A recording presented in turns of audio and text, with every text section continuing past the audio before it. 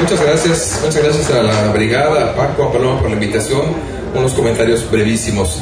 Cuando me invitaron y me dijeron que iba a estar Julio Volvinic en la mesa, dije, él es experto, quizás él es el que más sabe en el país y quizás en América Latina, en fin, ¿qué hago? Entonces me sentí un poco aislado y lo que hice fue preguntar qué significa ser pobre en México. No desde las cifras, que aquí hay expertos, no desde una visión importantísima que nos ha ilustrado, sino desde el sentimiento de lo que significa ser pobre. Entonces las respuestas fueron varias. Le pregunté a una señora que es desempleada, a un señor que es desempleado, a 2, 3 jóvenes de ambos géneros que acaban de egresar y que no consiguen empleo. Y la respuesta fue algo que todos sabemos, pero que vale la pena recapitular. Significa lo evidente: desesperación, no tener lo mínimo, pero lo mínimo para salvar las más importantes, las mínimas necesidades, no saber qué va a pasar mañana, medio comer una vez al día y medio comer después. Hubo una compañera que hizo una reflexión muy simpática que dijo, significa no poder comprar ni siquiera cuando hay ofertas. Entonces fue una cosa muy simpática y muy ilustrativa. La situación de la mayor inseguridad, no a la que se refería Martí en cuanto a inseguridad frente a la violencia, sino la inseguridad entre lo que se va a vivir a lo que se está viviendo.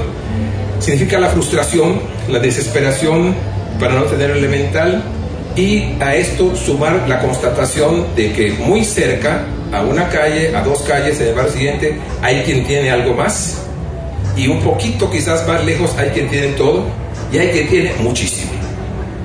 Entonces esto a su vez significa crear una situación de tensión, una situación totalmente humana, diríamos hasta de frustración y de rencor. ¿Qué significa? Se lo preguntaba a una señora joven, ¿qué puede significar para un niño que no tiene lo elemental y que está viendo que otros sí tienen? Significa frustración desde pequeño, significa crecer con rencor, significa ver que eventualmente papá o mamá son despreciados por ser pobres, porque además encima de ser pobre y no tener, somos estigmatizados. O sea, no solamente es malo en sí, sino es malo socialmente.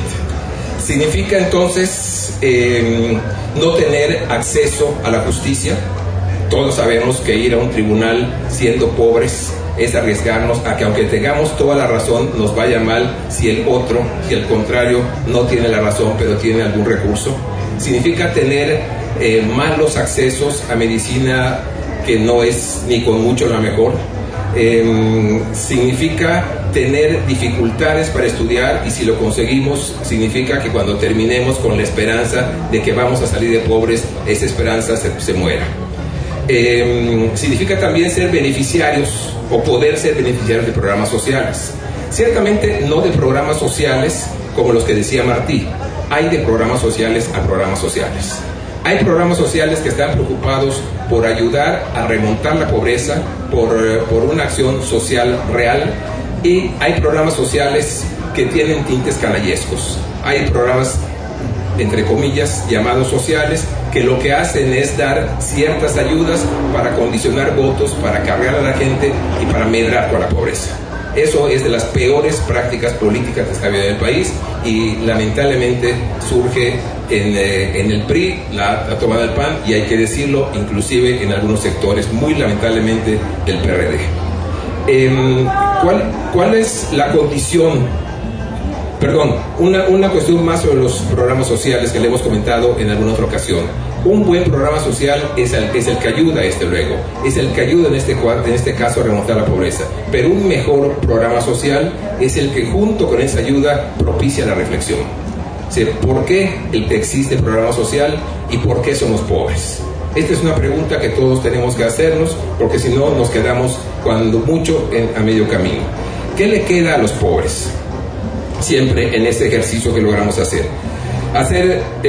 pues seguir como pobres, seguir con un salario o con un ingreso, aunque no sea tipo salario, de lo que podamos vender, que no nos saca de la condición de pobres, hacer un esfuerzo supremo, doblar turnos, tener 2 trabajos, a veces hasta 3, o algo mejor de ese tipo para mejorar la condición, que nos va a acercar un poquitito a la no pobreza, pero que no nos va a sacar de la pobreza. Migrar básicamente a los Estados Unidos, a veces a Canadá, muy de vez en cuando a Europa, lo que significa desarraigo, dolor, separación familiar, quedar en condiciones de vulnerabilidad al país a donde se migra.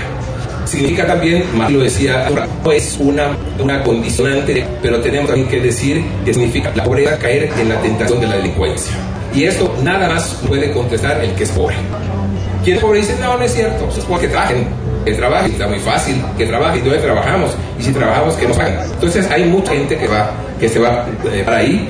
A mí es un estudio de Enrique Quintana, interesante, que daba unas cifras de la cantidad de pobres y que decía, de todas estas cifras, con un bajísimo porcentaje que se vaya a la delincuencia, con eso ya tenemos para el nivel de bronca en la que estamos metidos en el país. No se requiere que todos, ni mucho menos, ni la mitad, ni la cuarta parte. Un porcentaje, no se hablaba del 10%, una cosa así, cuando mucho, y con eso ya decía varios cientos de miles que podrían estar en la delincuencia como derivación de la pobreza.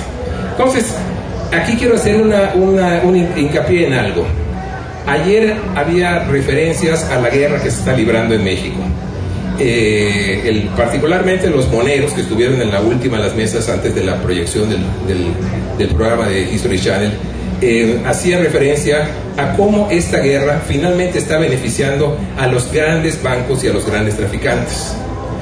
Traficantes no solamente los que no están en el gobierno, porque a veces pensamos traficantes el que está afuera, no, hay traficantes adentro. No podría haber el nivel de delincuencia que hay si no hubiera esa delincuencia al interior de los organismos del Estado. Entonces, pero finalmente, ¿quiénes están matando?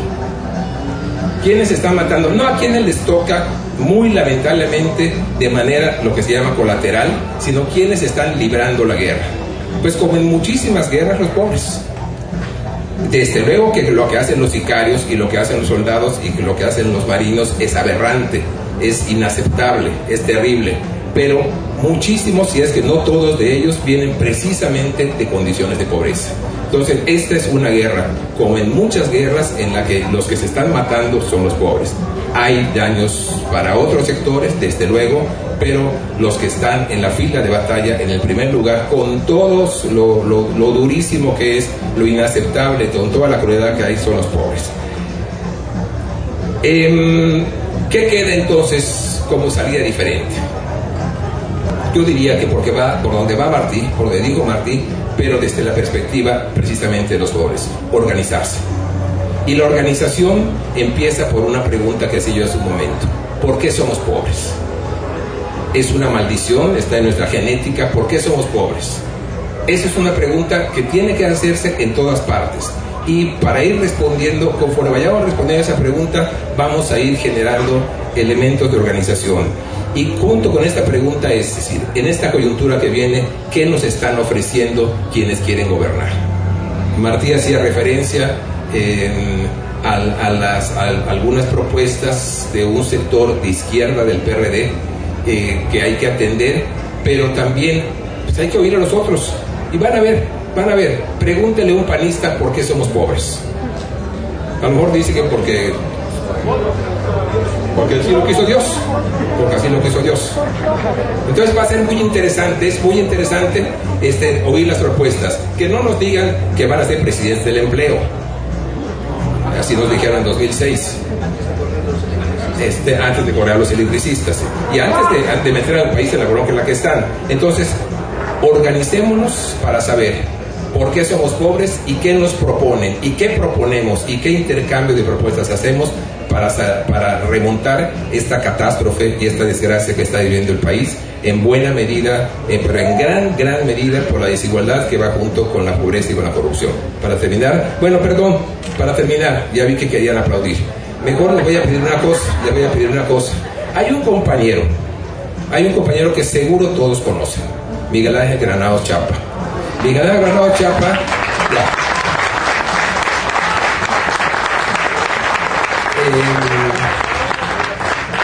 precisamente aprovechando el intento de aplaudir, yo les pediría que entonces ese aplauso sea para él. Miguel Ángel se retiró del periodismo por una condición de salud muy lamentable, pero es una persona que nos ha acompañado en las mejores causas, que ha estado en el país en las mejores causas, incluyendo su preocupación por la pobreza, por la desigualdad, por la corrupción y por sacar al país adelante. Muchas gracias y un aplauso a Miguel.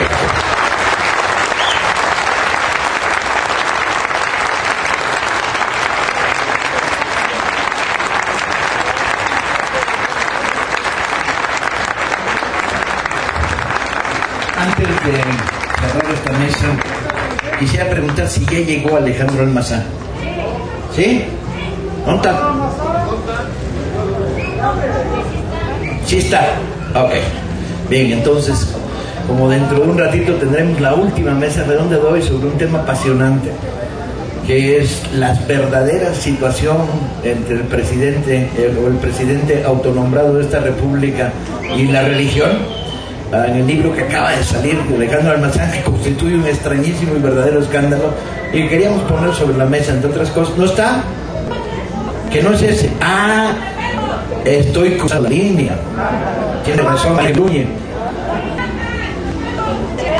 Es verdad, tenemos la presentación de policial. Una novela policial. Perdón. Tengo un cruce de cables. Me disculpa, pero no tengo ganas de cables. Después de haber remontado el equipo de la brigada, la feria que se me cayó, que nos querían tirar y levantamos, ya no soy el que era antes. Bien. Entonces, Almazán llegó, no hay. Sí, ahí está. Ah, bien, perdón. Bien, entonces damos por concluido esto. El debate no termina. La intención de la feria era a lo largo de 5 días, desde diferentes ángulos, revisar diversos aspectos de la realidad nacional dentro de una misma línea. Aquí no tenemos pelos en la lengua porque nos afeitamos todos los días. Que era, propongamos una salida de izquierda para esta ciudad y para este país. Basta ya.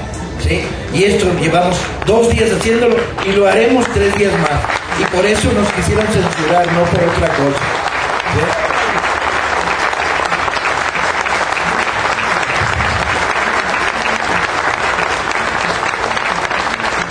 Agradecer pues a nuestros compañeros hoy sus reflexiones y invitarlos a que sigan acercándose a la feria. Seguro que encontramos huecos para volver a meter la cuchara y volver a abrir estos debates. Esta es la Feria Alternativa del Libro, de la Alameda y de ustedes. Muchas gracias.